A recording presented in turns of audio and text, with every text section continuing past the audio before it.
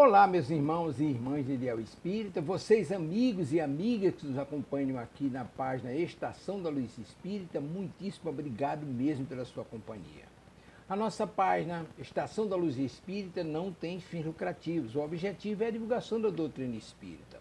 E é por isso que nós reunimos aqui esta sede de matérias espíritas para que possa atender às suas necessidades, estudo, lazer, pesquisa.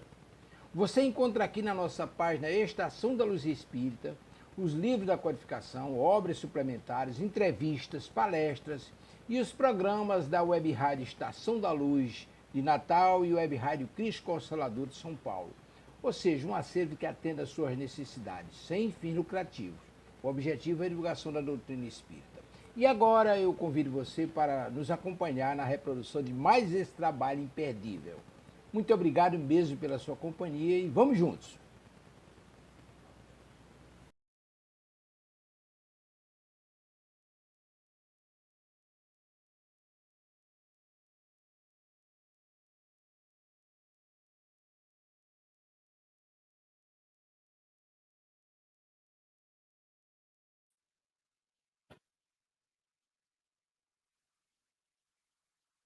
Boa noite, queridos irmãos em Cristo Jesus. É com muita alegria que nós estamos aqui para mais um programa Evangelho em Movimento, né, uma parceria com a Web Rádio Estação da Luz. Então, hoje eu tenho uma grande felicidade de apresentar hoje a nossa convidada de hoje, a Desirê. Boa noite, Desirê. Peraí. Pode falar? Com vocês. Boa noite, Rosário. Ei, Ana, boa noite, Desirê, a alegria é nossa, viu, de estar aqui com você hoje. Boa noite para o pessoal que também está nos assistindo em casa. Pois é, então hoje, gente, nós iremos dar continuidade ao Evangelho de Marcos, que nós estamos, cada programa nós vamos pegar uma parte do Evangelho de Marcos e estudar, né, a gente comentar, fazer nossos comentários, mas antes nós gostaríamos de falar do SOS Preces. Então, eu gostaria, Rosário, por favor, que você passasse para a gente um videozinho sobre o SOS Preces. Tá joia, Carol.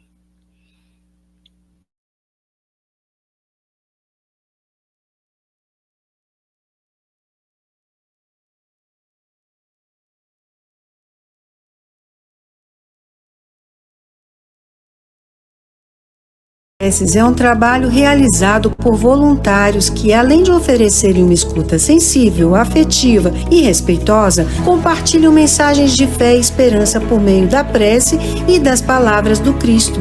Este é um trabalho ecumênico realizado pelo telefone. Ligue SOS Preces DDD 31 33 34 9700. Então, gente, só reforçando que o preço da ligação é o preço de uma ligação local. Então, por favor, gente, vocês que precisem de uma escuta amorosa, respeitosa, uma mensagem do Cristo e uma prece, liga para nós no SOS Preces, que nós estamos 24 horas para atender vocês. Lembrando que vocês podem ligar para vocês ou para fazer um pedido para uma pessoa que você queira, um parente, né, um amigo, um membro, alguma pessoa que você queira, tá bom? Então, não esqueça. Ligue para o SOS Preces. Então, hoje, gente, nós vamos falar sobre a refeição na casa de Mateus, né? A refeição com os republicanos. Mas antes, nós iremos fazer a nossa prece inicial, para a gente poder iniciar a noite de hoje. E dar boa noite para nossos queridos amigos Maria Regina, Laurita Gonçalves, Edilene. Então, boa noite. Obrigada a vocês que estão aqui conosco, assistindo, e que vão ficar conosco nessa noite. Então, vamos lá, gente. Então, agora vamos fazer a nossa prece. Vamos elevar os nossos pensamentos e nosso coração ao mais alto, pedindo a proteção de Jesus, o nosso mestre, o nosso amigo, de todas as horas, de todos os momentos, que está sempre nos convidando a um banquete, a uma refeição com Ele. Que nós possamos, hoje, fazer essa refeição com Ele, para poder entender melhor sobre conhecer melhor, né, as suas palavras, a sua missão aqui, assim, todas as suas ações, toda a sua mensagem que ele quis nos passar, que ele quis nos ensinar, para que nós possamos seguir. Porque nós iremos seguir, nós não temos como chegar ao nosso Pai se não for através dele, através dos ensinamentos dele. Que nós possamos estar com nossos corações abertos, nossos corações conectados com ele e com o plano mais alto. E que nós possamos entender o quanto é precioso estarmos na presença de Jesus, chamar por ele, ter essa comunhão com ele, e que nós possamos sair daqui nessa noite de hoje muito melhor do que nós chegamos, cheios, renovando a nossa fé, a nossa esperança e o nosso amor. Ser conosco, Jesus, durante esse programa. Ilumine e abençoe cada um dos irmãos que estão assistindo aqui nos 2 planos da vida, hoje, agora e sempre. Que assim seja. Amém. Então, para a gente poder começar, gente, eu vou pedir para a gente poder ler, então, a passagem, essa passagem linda de Jesus, fazendo a refeição na casa de Mateus com os republicanos. Então, vamos lá? Rosário, por favor. Sim. Então, a refeição de Jesus com os publicanos e os pecadores, né? Está no Evangelho de Marcos, no capítulo 2, inicia-se a passagem no versículo 15. E aconteceu que, estando sentado à mesa em casa deste, também estavam sentados à mesa com Jesus e seus discípulos, muitos publicanos e pecadores. Muitos publicanos e pecadores, porque eram muitos e o tinham seguido. E os escribas e fariseus, vendo-o comer com os publicanos e pecadores, disseram aos seus discípulos: por que come e bebe ele com os publicanos e pecadores?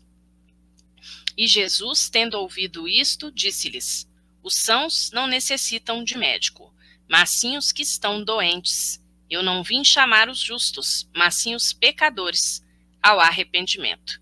Está no capítulo 2 de Marcos, entre os versículos de número 15 e 17.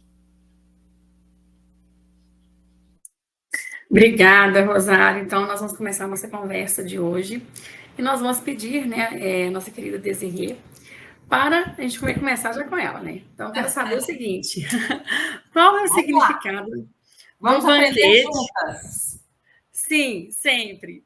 Então, qual é o significado do banquete proposto por Mateus a Jesus, segundo a narrativa de Lucas?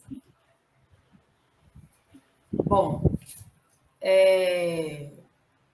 vou passar para vocês o meu entendimento, tá? E eu peço aí a Rosário e a Carol também que possam interferir, acrescentar, colocar a visão de vocês sempre que sentirem vontade ou necessidade, tá? E podem me corrigir também, tá bom? Então, no meu entendimento, o que acontece? Mateus oferece, então, um banquete a Jesus, né? E Mateus estava tão maravilhado, né, com aquele homem, né, com os ensinamentos de Jesus, né, que então o que ele faz? Ele convida todo mundo, né? Inclusive pessoas que eram do círculo dele de amizade, né? Mateus, nós sabemos, né, que era cobrador de impostos. Até o encontro dele com Jesus, Mateus era cobrador de impostos, né? Ou seja, era um publicano. E Jesus, então, o convida para fazer parte do seu círculo, né, de amigos, de 12 amigos, que vão aí traçar com ele toda a jornada, né, de ensinamentos dele até o final. Então, quando a gente está muito feliz e conhece uma pessoa muito legal, eu falo: Rosário, Carol, vamos na minha casa, eu vou oferecer um jantar, vou apresentar para vocês uma pessoa super legal, uma pessoa que fala coisas que a gente nunca ouviu antes, uma pessoa que toca o nosso coração profundamente, né? E aí ele convida, então, aquelas pessoas que eram do círculo de amizade, de conhecimento dele, né? E aí, chegando lá, então, né, os fariseus, sabendo, né, que o jantar estava, na Bíblia diz, no Evangelho diz, o banquete, né, estava sendo servido, pessoal, os fariseus foram lá, né, porque eles tinham muita curiosidade sobre o que é que esse homem chamado Rabi, que muitas pessoas estavam falando sobre ele, o que ele fazia, o que ele dizia e o que estava acontecendo, né? E aí, então, vai desenrolar todo o ensinamento maravilhoso, né? Que até hoje nós estamos aí lutando para assimilar todos os dias, né? De que todos estão convidados para esse grande banquete, né? Da vida na presença de Jesus. Todos. Ninguém está excluído, né? Verdade, Desirê. Como mesmo você disse, para Jesus, Jesus tratava todas as pessoas igualmente. Para ele não tinha essa questão de diferença de cor, de raça, de hierarquia, de status. Então, assim, e ele mesmo fala, né, na passagem mesmo fala, né, que, tipo assim, ele vai chamar aqueles que mais precisam dele. Então, vamos estar com essas pessoas, né? Então, isso mesmo, vamos chamar as pessoas, porque quanto mais chamarem, mais vamos conhecer Jesus, esse amigo maravilhoso que nós temos, né? Obrigada, Desirê. Rosário, quer fazer algum comentário? Quero sim, Carol. Eu acho que a Desirê tocou num ponto fundamental aí, que é essa ideia do banquete, essa ideia do comungar, essa ideia da refeição, essa ideia... O que é uma refeição, né? Como ela lembrou muito bem, é a partilha. Então, nós temos que refletir muito bem quem são aqueles que nós convidamos a estarem conosco, partilhando das nossas refeições. Aí já saindo do sentido stricto sensu, não é isso? Extraindo o espírito da letra, buscando aquelas realidades espirituais que o Evangelho imprime nos nossos próprios corações. E aí, por que eu estou colocando isso? Porque o tempo todo, essa semana, quando eu estudava a passagem, eu me lembrei de uma lição do Emmanuel, que sempre me tocou muito quando eu lia. E essa lição do Emmanuel, ela é intitulada justamente O Banquete dos Publicanos, é a lição de número 137 do livro Caminho, Verdade e Vida, quando o Emmanuel vai analisar essa passagem, né? E ele inicia a lição justamente falando que a comunidade cristã, ou seja, todos nós, não é isso? Ainda não conhecemos ou não conseguimos analisar em profundidade toda a significação, todo o significado deste banquete de Jesus. E aí o Emmanuel ele vai estabelecer um paralelo que me parece muito oportuno de ser lembrado por nós, que é o seguinte: o paralelo entre a última ceia realizada por Jesus com aqueles que lhe eram mais próximos, ou seja, né, aqueles 12 que o seguiam mais diretamente, que até então eram discípulos, mas que, como nós sabemos, viriam a se tornar apóstolos, se a gente pensar na análise dos termos discípulo e apóstolo, não é isso? Porque naquele momento, obviamente, eles ainda não estavam prontos, não reconheciam de fato a que se referia aquele reino dos céus ou reino de Deus, a que Jesus tanto fazia menção nos seus sermões, nos seus discursos, não é isso? Mas mais adiante, passado todo o Calvário do Cristo, e aí a gente vai ver isso com muitos detalhes lá no livro Atos dos Apóstolos, toda a transformação, todas as questões relacionadas às missões que eles viriam a desempenhar na divulgação do Evangelho, no consolo, na cura dos corações, ali sim eles se transformariam em apóstolos, né? Para pegar ali a palavra do grego, que significa aquele que é o enviado, né? Principalmente aquele que vem da palavra apostelo, aquele que é enviado a uma comunidade. E nós sabemos que o início do cristianismo primitivo é exatamente isso, né? As primeiras igrejas, que eram aquelas primeiras comunidades que atendiam aqueles mais carentes e assim por diante. Vejam que tudo isso tem uma semelhança muito grande com essa questão do banquete. O Emmanuel, na lição, ele não vai tão adiante assim, lá em Atos dos Apóstolos, né, na questão do que os discípulos viriam a ser, etc. Mas ao estabelecer esse contraponto entre a última ceia e o banquete dos publicanos, ele lembra com muita propriedade que o banquete dos publicanos veio primeiro. Ou seja, Jesus primeiro se reúne com aqueles que eram considerados a escória da sociedade. Então isso tem que ficar bem claro para nós, né? Inclusive, Carol, até queria voltar a um ponto que nós tratamos na semana passada, quando nós falamos sobre o chamado de Mateus, não é isso? E depois eu até fiquei refletindo sobre isso, porque em alguns dicionários bíblicos nós encontramos aquela ideia de que Mateus ele continua trabalhando ainda na coletoria por um tempo. No Evangelho de Lucas, no capítulo 5, no versículo 28, Lucas é bem incisivo. Ele diz que Mateus deixa tudo, né, deixando tudo, levantou-se e o seguiu. Então dá essa ideia do modo imediato, né, digamos assim. Quando nós recorremos a algumas obras que nos ajudam a entender de modo basilar o Evangelho, como por exemplo a obra Estudando o Evangelho com Sobral, Nesta obra, Sobral vai nos dizer que não significa deixar tudo para trás, não pode ser compreendido no sentido literal, mas não significa, então, deixar os parentes, as obrigações. Então é por isso que em alguns dicionários bíblicos nós encontramos essa ideia de que Mateus teria continuado ainda trabalhando na coletoria. Percebe? Porque ele tinha as obrigações dele, as obrigações de subsistência, etc.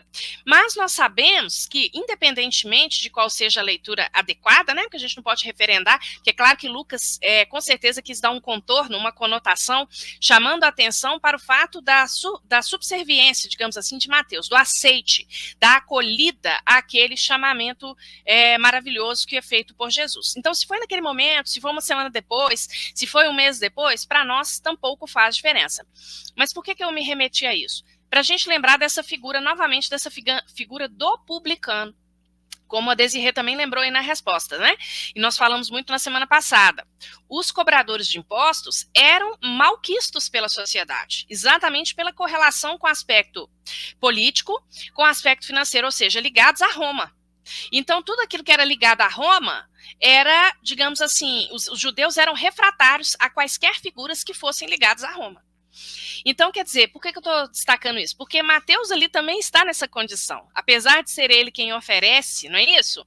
Aquele banquete, ele também está, de alguma forma, atrelado ali. Depois, mais para frente aqui no programa, a gente vai discutir essa ideia do pecado, etc.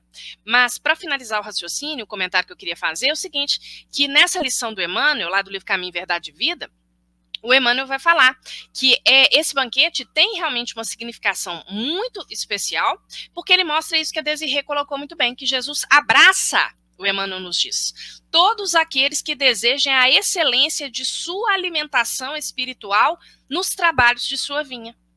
E não só nas ocasiões de fé permanece entre os que o amam. Então, depois ele vai comungar, ele vai fazer a última ceia lá com os discípulos, aqueles que o conheciam de modo mais próximo. Mas primeiro ele vai entregar o seu tempo e o seu coração àqueles que eram os mais desvalidos da sociedade. Então, acho que esse ponto, assim, ele tem que ficar bem evidente para nós, né, no estudo da passagem, porque é como ela colocou muito bem, o banquete é uma celebração de alegria, uma celebração da Boa Nova, porque Boa Nova é isso, né? O Evangelho é isso, é o levar uma boa notícia, quando a gente busca lá na etimologia da palavra, né, meninas? Com certeza, Rosário, muito obrigado. Igual o Desirê falou e você completou. Nós só chamamos para um banquete na nossa casa, nós só chamamos as pessoas para entrar na nossa casa, aquelas que nós queremos, que são importantes, que têm uma intimidade conosco, né? Que para nós são pessoas, são nossas amigas, né? Então, você falou sobre a questão de falar sobre a questão do publicano e sobre a questão dos pecadores. Então, a minha pergunta agora para Rosário é a seguinte: quem seriam esses pecadores que estavam à mesa junto a Jesus? Qual era o entendimento de pecado à época e o que a doutrina espírita nos esclarece a esse respeito? Então, o conceito de pecadores, né, Carol, à época de Jesus, é um conceito muito amplo, né? Aos olhos dos fariseus, aos olhos daqueles que ocupavam as camadas mais privilegiadas da sociedade, principalmente sob o ponto de vista religioso, não é isso? Então, o que acontece? Nós poderíamos pensar que esses pecadores eram, em primeira instância, aqueles que não seguiam os preceitos judaicos, né? E aí, só por já não seguirem, eram excluídos.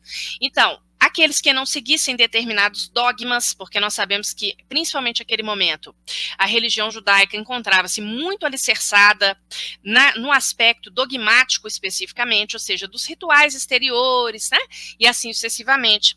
Mas é claro que essa classe, entre aspas, de pecadores, ela engloba um número maior de pessoas, né? Então, aquelas mulheres ditas de má conduta, vamos colocar assim, os samaritanos, né? Os párias da sociedade, enfim.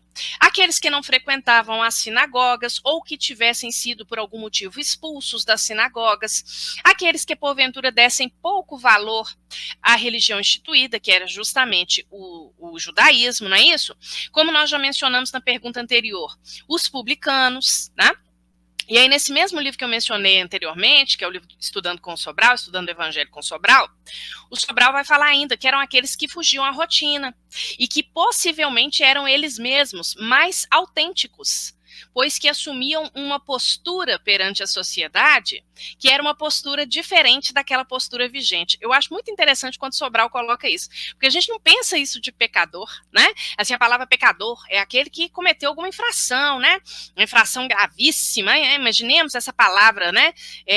Ressoando aos quatro cantos na época de Jesus. Não era qualquer coisa, né? Você receber essa pecha de pecador. Era uma coisa muito forte, que marca realmente a criatura. E aí o Sobral vai falar isso, vai falar que eram aqueles que tinham coragem de serem eles mesmos. Porque nós estamos falando de uma sociedade que Jesus vai chamar a atenção depois, não é isso? Uma sociedade em que basicamente as pessoas, não todas, claro, mas principalmente ali os fariseus, os escribas, os doutores da lei, que basicamente eram quem? Eram aqueles que eram sepulcros caiados por fora, mas cheios de iniquidades por dentro. Então nós estamos falando dessa sociedade, de uma sociedade que preza muito mais as aparências exteriores do que uma ideia de religião como aquela que conecta a criatura ao seu Criador.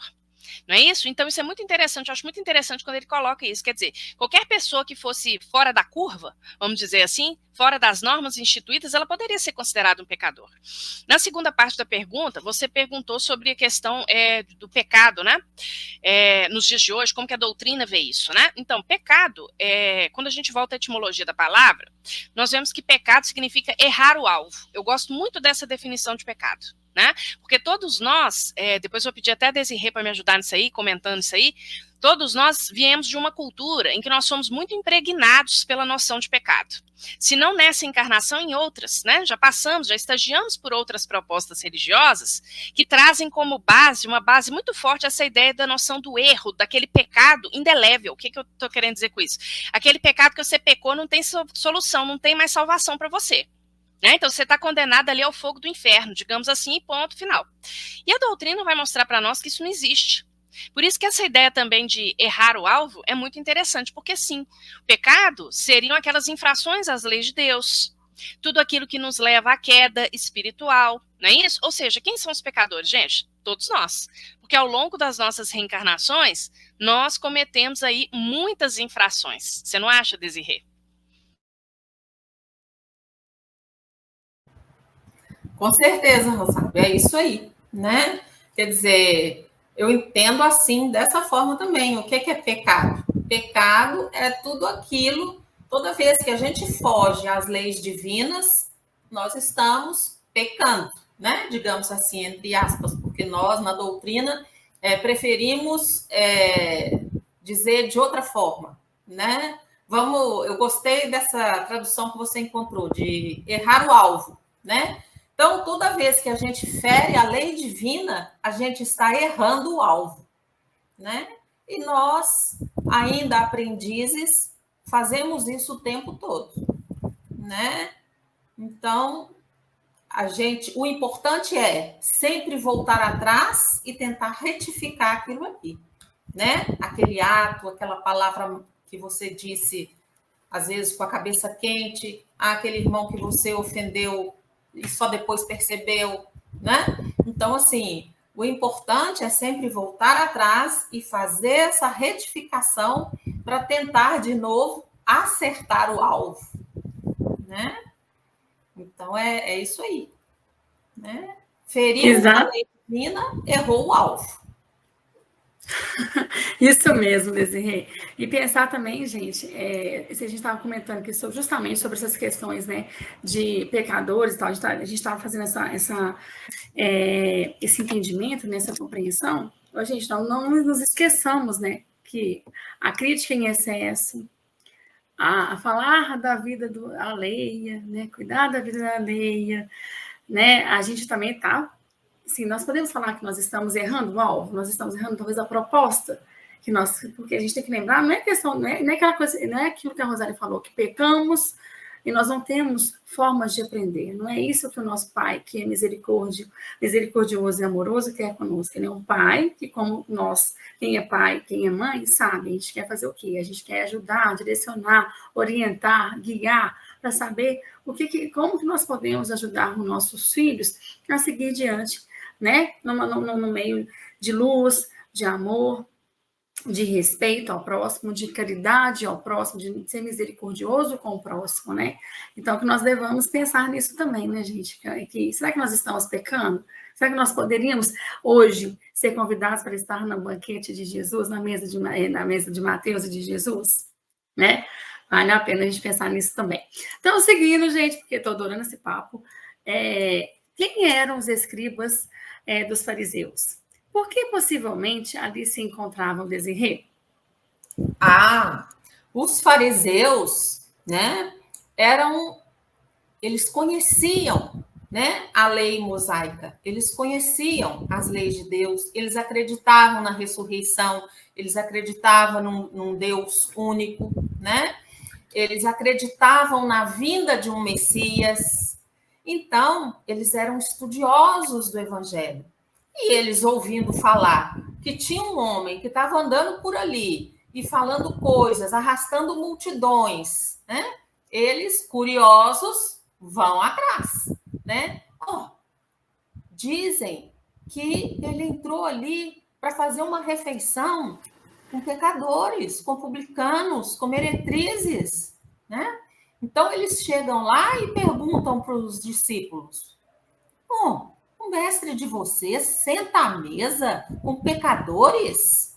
Isso tornará impuro, isso torna a gente impuro, né? Porque os fariseus, além de serem muito apegados, né, àquela lei mosaica que foi ensinada até ali, né, e que eles estudavam, eles eram muito apegados também a rituais que eram passados pela sociedade, pela família deles. Então, por exemplo, assim, eles acreditavam que se você não lavar a mão antes das refeições, você se torna um alimento impuro, você se torna impuro. Se você sentar à mesa ao lado de uma meretriz, você se torna impuro. Se você sentar à mesa ao lado de um cobrador de impostos, que eram pessoas, como a Rosário bem lembrou, que não eram benquistas pela sociedade, né? Porque os publicanos ou os cobradores de impostos, né, eles eram judeus, mas cobravam impostos para o Império Romano. Então, não eram bem vistos, né? E isso os tornará impuro. Então, como que o seu mestre, que fala de amor, né, e fala essas coisas todas, senta à mesa com essas pessoas e diz que é filho de Deus, que veio para representar o reino de Deus, para ensinar sobre o reino de Deus, se ele está fazendo uma coisa que não é permitida, né? Então, é nessa hora aí que Jesus dá aquela resposta, né? Impuro não é aquilo que sai do exterior e entra para dentro dos nossos corações, né? É igual a Rosário falou, vamos pensar aí no sentido, vamos extrapolar para o sentido espiritual, né? Do impuro, né? Porque nós sabemos que, do ponto de vista da higiene, nós devemos lavar as mãos antes das refeições, né? Mas a representação aí dessa passagem, Jesus está dizendo, olha, não é porque eu sentei à mesa com a meretriz, não é porque eu sentei à mesa com o pecador, isso não me torna impuro. O que torna impuro é o que está dentro, o que sai do meu coração. São os meus atos que ferem a lei divina. Isso me torna impuro. Ferir a lei divina me torna impuro, né? Mas sentar à mesa com pessoas que querem ouvir o evangelho, conhecer a Deus, conhecer as leis divinas, isso não me torna impuro, né? E os fariseus ficavam ali naquele quem é esse homem? Quem é esse homem? De onde que ele veio? Olha essas coisas que ele fala, né? Tipo assim, se a gente for dizer na linguagem de hoje, estava pirando a cabeça dos fariseus, né? Porque eles estavam lá, aonde Jesus estava, eles estavam atrás, né? Porque eles tinham eles acreditavam nisso tudo, na lei mosaica, né? Na ressurreição, eles acreditavam na vinda do Messias. E se tem um homem falando que veio em nome de Deus, vamos lá ver quem que é, né? E isso causou o maior rebuliço por ali. Essa refeição em casa de Mateus foi um rebuliço, né? Completa aí, Rosário. Isso mesmo, Desi.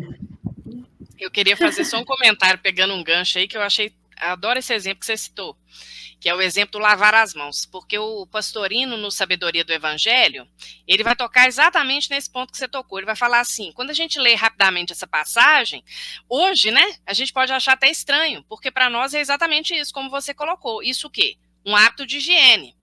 Mas o Pastorino descreve como que era o hábito dos fariseus de lavar as mãos. E aí o Pastorino vai descrevendo, tinha etapas, eles lavavam todo o antebraço, depois lavava mais não sei quantas vezes, então tinha etapas, então era um ritual realmente, como você bem trouxe, uma coisa que era demorada e que tinha muito a função também de mostrar para os outros que eles eram bons cumpridores das leis. Então esse ponto é fundamental, porque aí vai cair naquilo que a gente discutiu aqui já hoje, que é o aspecto da hipocrisia. Não é isso? Então, o objetivo não era uma preocupação em cumprir a lei para que houvesse uma conexão com o mais alto. Não, era para mostrar para os outros que eles estavam num lugar supostamente de proeminência espiritual, porque eram bons cumpridores dos rituais, né? E aí eu fiquei lembrando, eu tinha tomado nota aqui mais cedo, de um comentário do Emmanuel lá na obra O Consolador, na questão 64, que vai casar bem com o que a Desirê trouxe, que o Emmanuel fala assim, discutindo essa questão do pecado, pecador, etc, né? E aí o Emmanuel fala assim, quem estiver sem pecado, atire a primeira pedra. É a sentença que deveria lembrar sempre a nossa situação comum de espíritos decaídos, para não condenar esse ou aquele dos nossos semelhantes. Eu acho esse comentário do Emmanuel, assim, fantástico. Claro que a partir do maravilhoso Evangelho de Jesus, né, que como nós sabemos é insuperável mesmo nas suas lições. Mas quando ele lembra essa cena, que é uma cena tão marcante, né, dentro dos evangelhos, né, que é a questão da mulher que seria, né, supostamente seria apedrejada, etc. E essa frase de Jesus, quem estiver sem pecado que atire a primeira pedra, e aí o Emmanuel fala, essa é a sentença que deve ressoar nas nossas mentes, nas nossas consciências, para que nós possamos nos lembrar que todos nós somos espíritos decaídos. Né? Então, quer dizer, quando a gente usa isso como uma profilaxia, nós não vamos incorrer nesse erro que a Desirê trouxe muito bem aí, quando os fariseus apontam o dedo. Né? Porque eles estão apontando o dedinho ali, eles são obviamente detratores de Jesus, como ela bem lembrou, né? Estavam ali para problematizar de alguma maneira até mesmo as curas, né, que vinham sendo realizadas, porque estavam espantados com aquilo. Na visão deles, um poder religioso queria concorrer com o deles, digamos assim. Né? E aí eles se sentem ameaçados de alguma forma e querem também dissuadir aqueles que ali estão. Então é uma pergunta capciosa nesse sentido, né? Que ela vai levar o quê? A dissensão. A dissensão. Então, nós temos que ter muito cuidado com isso. Então, eu gosto muito desse comentário do Emmanuel, porque é exatamente isso. Quantas vezes nós não temos um pensamento de dissensão, uma frase de dissensão, de desmotivação em relação aos nossos companheiros, né, Carol? Você falou mais cedo aí da questão da crítica. Acho que vai aparecer isso aí mais à frente, se não me engano, no nosso roteiro, inclusive, né? Quantas vezes, né, nós somos menos felizes quando nos portamos dessa forma em diversas situações, né? E esse ainda é um ponto bem crucial, me parece, na nossa caminhada evolutiva, porque saber calar para nós é realmente um desafio muito grande, né? Você falou tudo, né? Todos vocês falaram tudo, né? Porque, na verdade, a gente tem que lembrar que nós estamos ainda em evolução, a gente ainda está fazendo nosso burilamento. E não quer dizer que assim, é igual assim os fariseus, não quer porque eles eram, né, doutores da lei, que eles conheciam as leis mosaicas, né, que eles cumpriam as leis mosaicas, que eles também estavam isentos de pecados, isentos, né, tinham um desenvolvimento, uma evolução moral que os permitissem estar acima dos que não estavam ali os publicanos, né, os pecadores, vamos dizer assim. Então, a gente tem que tomar cuidado com isso, né, gente? O dedo que aponta para você pode estar para o outro apontando em você também, né? Então, vamos lá. Então, seguindo, gente, eu estou dando essas reflexões. Gente, nós gostamos muito da interação de vocês. Então, pode deixar alguma pergunta, pode fazer algum comentário, que para a gente é muito importante, viu? Curta aqui, compartilhe, né? Convidem outras pessoas para esse banquete que é o Evangelho em Movimento, né? Do SOS Preces. Então, vamos lá. Agora, gente, eu gostaria de perguntar para a Rosário o seguinte: os fariseus criticam Jesus e o questionam por banquetear com pecadores. Desculpa. Poderia discorrer sobre o que a doutrina nos esclarece sobre a crítica?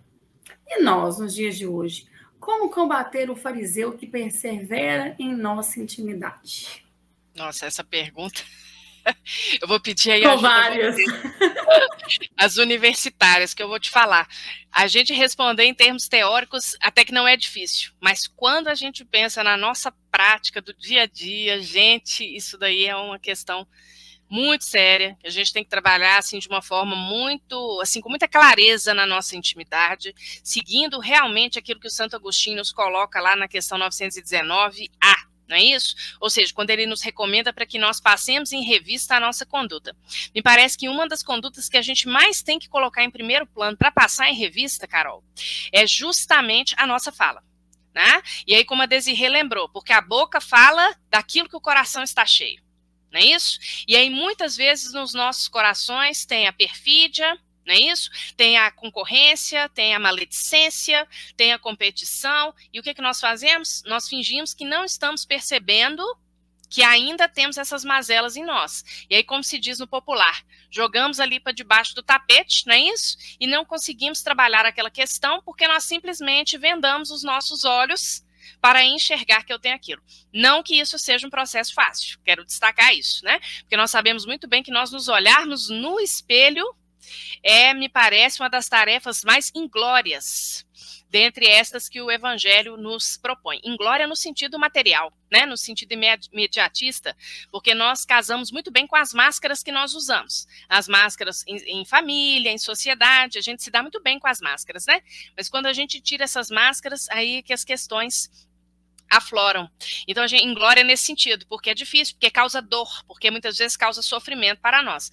Mas nós devemos compreender que é uma dor que, em médio e longo prazo, irá se tornar um sentimento benfazejo para nós.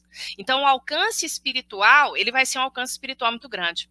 Aí eu fui buscar, né, dentro dessa questão, a gente encontra várias coisas na doutrina, né, falando sobre a questão da crítica, da fala, né, então nós sabemos razoavelmente, né, sobre essas informações. Mas me tocou profundamente uma frase, né, e aí eu queria deixar essa frase aqui para a nossa reflexão nessa pergunta, que é uma frase do próprio Chico Xavier, e ela está registrada na obra O Evangelho de Chico Xavier. E a frase do Chico, que na verdade são 3 frases, ele fala o seguinte: quem não tem razão no que me critica, não merece resposta. Quem tem, está falando a verdade. E contra a verdade, ninguém nada pode.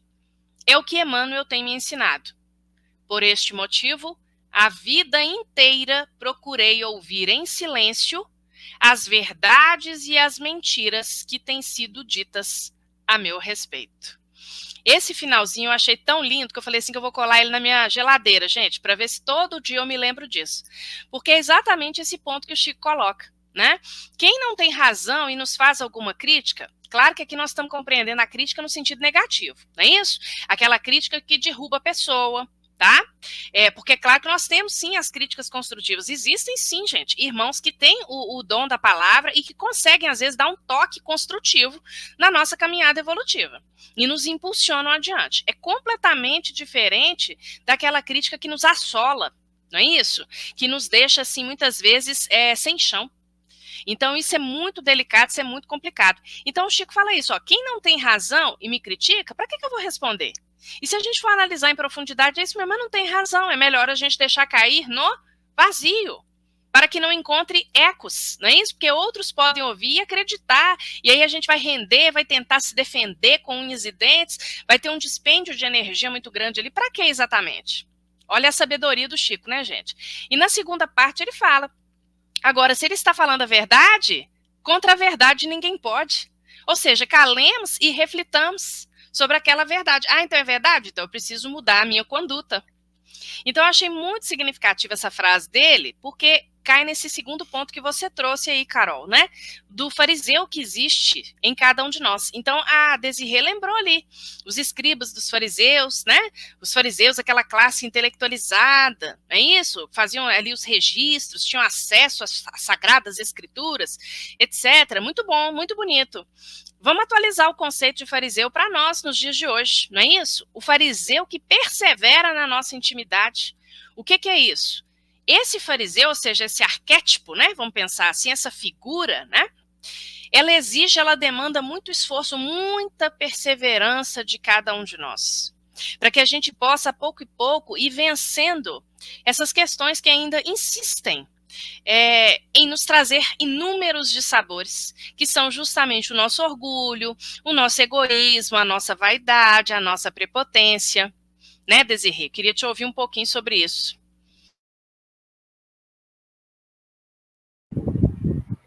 Sim, você foi muito clara aí, Rosário, no seu pensamento. Eu acho que é isso mesmo, né? É aquela história da gente estar sempre revendo o homem velho que ainda nós deixamos escapar, né? Que está lá dentro de nós, que ainda não está totalmente reformado, né? Pelo ensinamento de Jesus, pelo amor de Jesus, pelo perdão que ele nos ensinou, né? Então, essa revisão diária, você bem lembrou aí que Santo Agostinho nos recomenda, né? O que eu fiz hoje? Como é que foi o meu dia hoje? Eu ofendi alguém? Eu fiz a alguém alguma coisa que eu não gostaria que comigo fosse feito, né? Então, essa reflexão, ela é sempre necessária, porque assim a gente vai tomando consciência, né? Desse homem velho que a gente está sempre precisando reformar, né? Porque, como você lembrou bem no início, nós ainda somos espíritos decaídos, estamos em evolução, estamos em aprendizado, né? E essa coisa da crítica, né? Hoje, então, em nossa sociedade, como tem, né, gente? E como a internet, os meios digitais, né? Favorecem isso. Nós temos problemas seríssimos aí com a questão do bullying digital, né? Com a questão que os adolescentes vivem hoje, né? Então, assim, porque a crítica, como a Rosário lembrou, tem a crítica construtiva, tem aquela crítica que é para o bem, tem companheiros que sabem usar, tem o dom da palavra para te tocar, para te orientar, tem, né? Mas hoje em dia, esse mundo digital que a gente vive, né? A gente está o tempo todo lidando com telas, né? Isso facilita muito, né? Eu poder ofender o outro, magoar o outro, ferir o outro profundamente, né? E às vezes de forma insistente, rotineira, né? Então, assim, nós temos que ter muito cuidado conosco, e se somos pais, se somos mães, temos que orientar nossos filhos sempre com relação a isso, né? O defeito do outro não deve ser comentado, não é? O defeito do outro, que você acha que é defeito, né? Ah, você não gosta de pessoa gorda, mas aquela pessoa, ela é obesa, né? Mas não merece comentário, você não tem que comentar sobre o corpo do outro, né? Ah, mas ele usa óculos. Como eu era na escola, antigamente não tinha esse negócio de bullying, né? Mas na escola, como eu uso óculos desde os 7 anos de idade, todo mundo me chamava de 4 olhos. Eu tive muitos anos da minha vida horror de usar óculos. Eu chorava, né? Quando minha mãe ia comprar óculos para mim, eu chorava de tristeza, né? Então, assim, isso tudo magoa, fere, marca profundamente um irmão nosso, né? Então, temos que ter muito cuidado com a crítica. Com certeza, Desirê. Na verdade, assim, a gente tem que tomar muito cuidado para aquilo que vocês já falaram aqui, de não façamos com os outros aquilo que nós não gostamos que façam conosco. Porque se a gente levar essa máxima que já foi falada, até mesmo a doutrina, né, no livro dos Espíritos, tipo assim, é uma máxima, gente. Se a gente conseguir saber esse limite, o que a gente é, porque se a gente souber respeitar o outro, a gente vai estar ensinando, a gente vai estar mostrando através de ações, assim como Jesus, aquilo que nós não devemos que o outro também faça com a gente, né? E aí eu queria só ler de novo, gente, eu achei tão lindo a reflexão que que a Rosário trouxe para a gente hoje, né, do Chico. Quem não tem razão no que me critica, não merece resposta. Quem tem, está falando a verdade. E contra a verdade, ninguém nada pode. É o que Emmanuel tem me ensinado. Por este motivo, né, gente? Ai, ficou faltando uma parte, gente. Mas assim, eu vou colocar aqui. Então, assim, é justamente para a gente poder perceber que, assim, nós precisamos saber a hora de silenciarmos, a hora de poder estar diante do outro e saber o que eu posso fazer para melhorar a vida do outro, não atrapalhar, não dificultar, não ofender, né? Mas vamos lá, gente. Nossa, acho que hoje nós temos tantas coisas, mas tantas coisas para que a gente possa refletir. Então, hoje, então, agora, eu vou perguntar, né, para a Desirê sobre assim, comente a resposta de Jesus. Não são os que têm saúde que precisam de médico, mas os doentes. Eu não vim chamar justos, mas pecadores. Nossa, que difícil, né, falar sobre isso. Vamos lá, Desirê.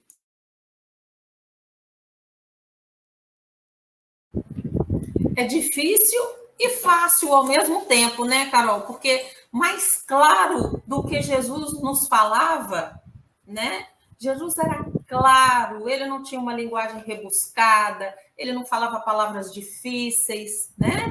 Então, ele falava para todo mundo entender, né?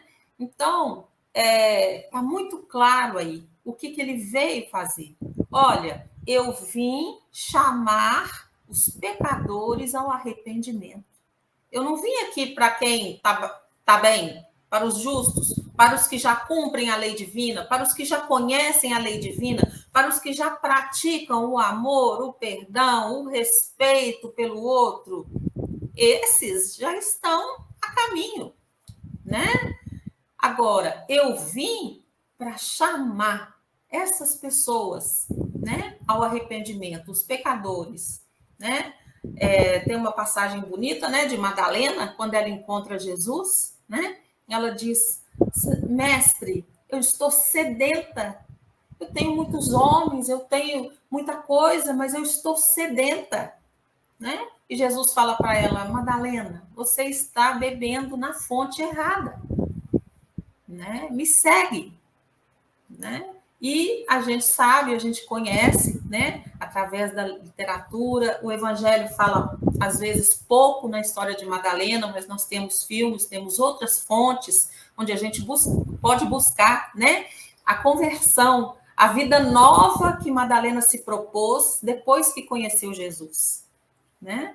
Então, é isso que Jesus veio fazer, né? Eu não vim aqui para quem está bem, não. Quem está com saúde não precisa de médico. Quem está com saúde está bem, né? Eu vim para os doentes, para os que precisam de médico, para os que precisam de esclarecimento, né?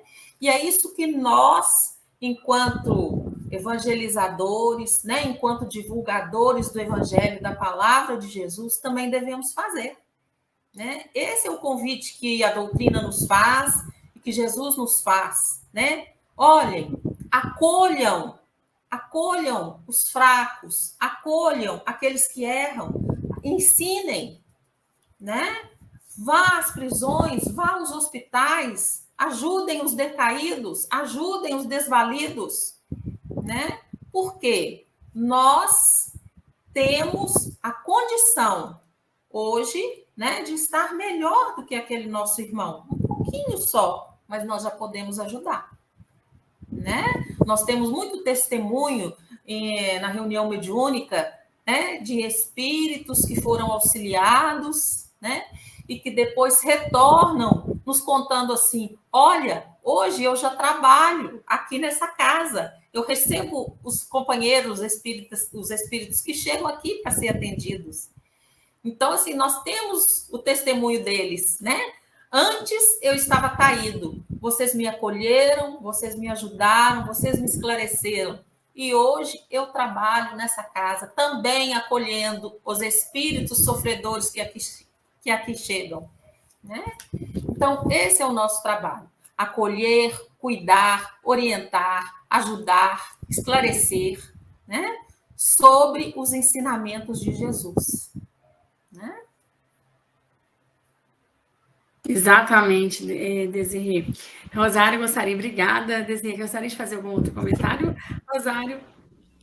Eu quero, Carol, comentar rapidinho, porque foi muito importante essa resposta aí da Desirê, né? E eu fiquei o tempo todo, quando eu li essa passagem, pensando assim, gente, mas quem são os justos, né? quando Jesus não fala que veio para os justos, no nosso planeta, na nossa atual condição evolutiva, vamos lá. Quem são os justos? Quem de nós pode se arrogar esse adjetivo? Eu fiquei a semana toda pensando nisso. Será que a gente já tem condição? Porque isso é uma coisa muito séria, né? Às vezes a gente começa a caminhar com Cristo, começa a caminhar à luz do Evangelho, mas ainda falta tanto. E às vezes a gente se julga num patamar espiritual que ele está muito acima do que realmente está. Percebe? É claro que às vezes nós somos, abre aspas, pecadores em níveis diferentes. Tá? Então, um erra num campo da vida, o outro erra em outro campo, às vezes talvez um erre mais hoje, porque nós erramos mais ontem, hoje a gente erra um pouquinho menos, percebe? Mas todos nós na mesma condição. Então, essa frase do Cristo, porque aí você fala assim, o Cristo veio para todos, o Evangelho é para todos, mas ele diz que não veio para os justos, então onde é que eu entro? Mas aí que tá, nós não entramos em lugar nenhum, porque a terra não é um lugar para espíritos justos, ela é lugar para espíritos que estão em busca. E aí eu fiquei lembrando, só para comentar assim bem rapidinho, de uma lição do Emmanuel, que chama justamente Pecado e Pecador, no livro Pão Nosso.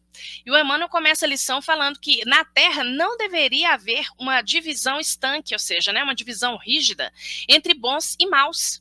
Porque aí o Emmanuel vai falar assim que na Terra tem dois grupos. Quais seriam esses grupos? Aqueles que começam a compreender o Pai, olha o que o Emmanuel fala, gente. Aqueles que começam a compreender o Pai. E aqueles que ainda não conseguiram consenti-lo.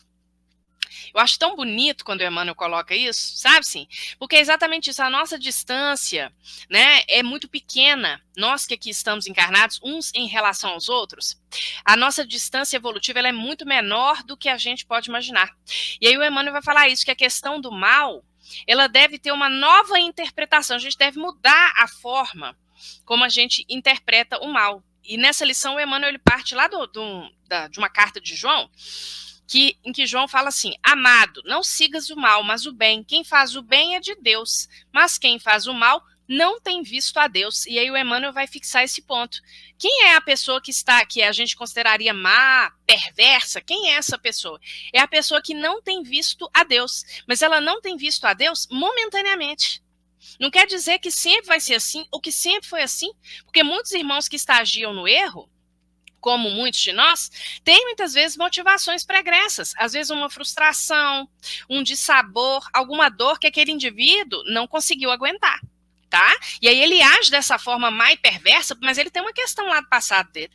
E aí Jesus, obviamente, né, como guia e modelo da humanidade, conseguia ver a condição evolutiva de todos. Então eu acho linda demais essa lição do Emmanuel, porque é exatamente isso. Aí o Emmanuel vai até lembrar, né, que na Terra a gente tem muito hábito de dizer aos homens, que ele chama homens caídos ou decaídos, né, que eles devem ser aniquilados. E hoje a gente vê tanto isso, a Desirê lembrou aí a internet, a gente vê tanto linchamento virtual, a gente vê tanta, como direi, violência verbal nos programas de TV.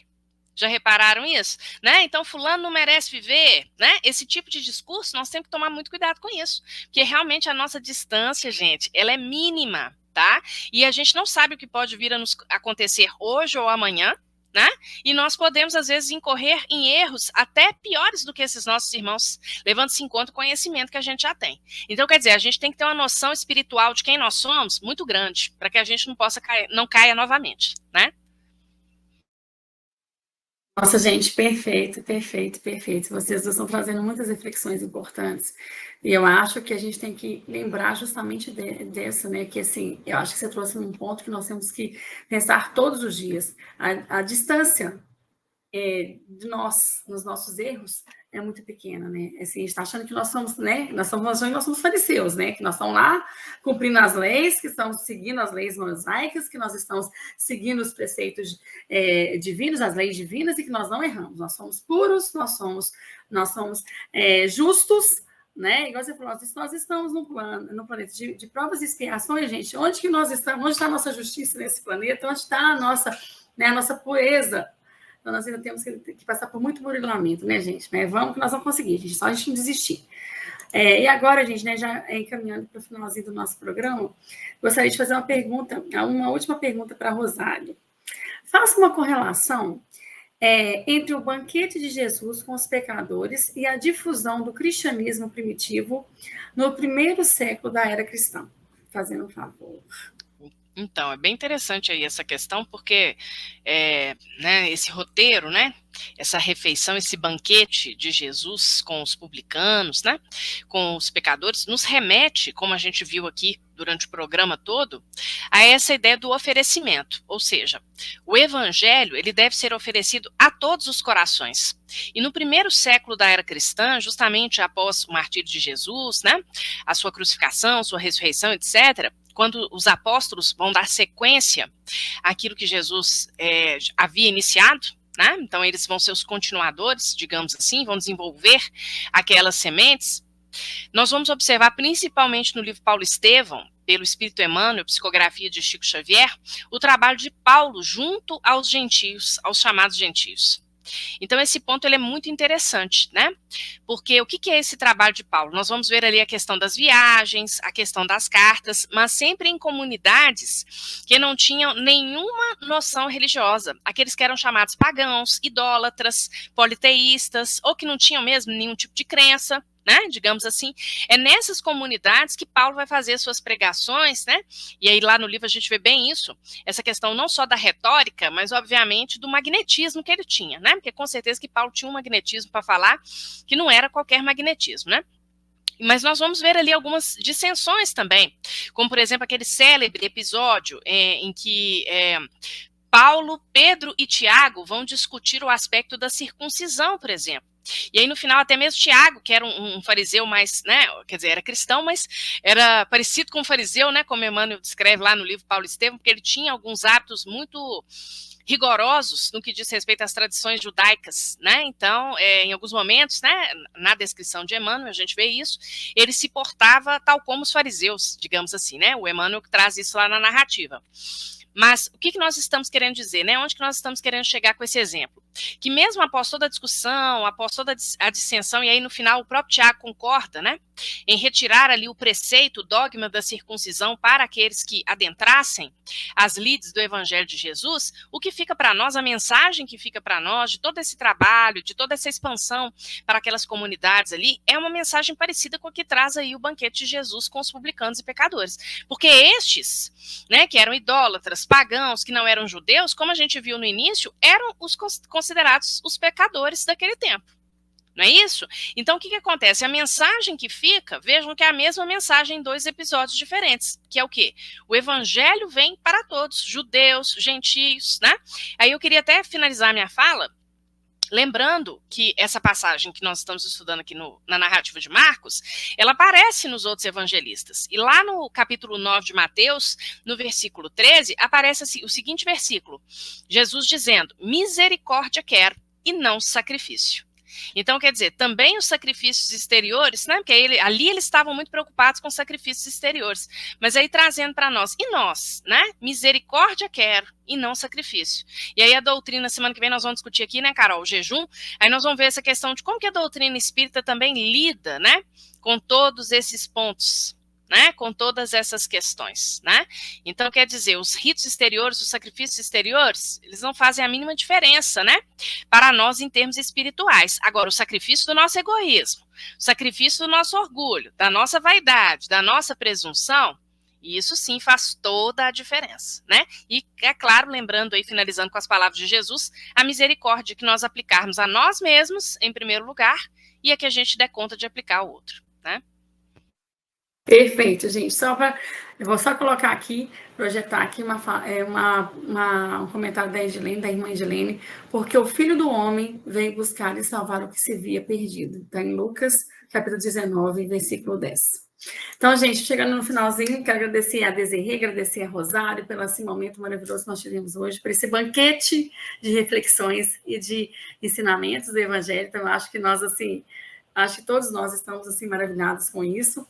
Agradecer as pessoas que estavam aqui conosco, e eu gostaria só de passar um recadinho a vocês, gente, sobre o curso do SOS Prece sobre plantonista. Então, aquele que quer ser plantonista do SOS Prece, precisa fazer a inscrição e precisa passar por um curso, tá? Esse curso vai acontecer agora em fevereiro, gente, nos dias 22, 23 e 24.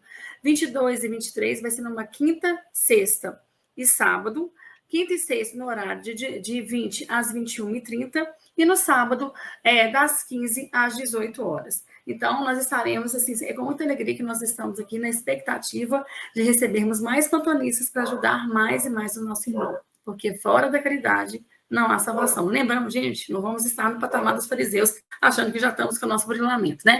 Então, assim, vamos. Então, vamos. Gente, então, fiquem com Deus. Eu vou pedir a nossa Desirê para fazer a nossa prece final. E nós contamos com vocês no próximo programa para falarmos sobre jejum. Vamos lá, Desirê. Deus, Senhor da vida, Jesus, nosso divino amigo, nós estamos nesse momento agradecendo, Senhor, essa grande oportunidade de estarmos aqui juntos entre amigos, falando do seu evangelho, refletindo sobre os seus ensinamentos. Pedimos, Senhor Jesus, que essa chama de aprender e de apreender, de trazer para dentro do nosso coração suas palavras, os seus ensinamentos, nunca se apaguem em nós. E que na nossa caminhada, Senhor, nós não sabemos ainda quanto deveremos caminhar, mas queremos estar sempre sintonizados com seus ensinamentos, sempre sintonizados com seus exemplos, para que um dia, Senhor, quem sabe, possamos dizer como Paulo, não sou mais eu quem vivo, mas é Jesus quem vive em mim. Obrigada, hoje, agora e sempre. Que assim seja. Que assim seja, graças a Deus. Gratidão. Muito Obrigada, gente, a todos. Boa noite. Muito obrigada, meninas. Boa noite, tá? Boa noite. Boa noite. Tchau, tchau. Tchau, até a próxima. Chegamos ao final da nossa atividade. Muitíssimo obrigado mesmo pela sua companhia e espero você no próximo evento.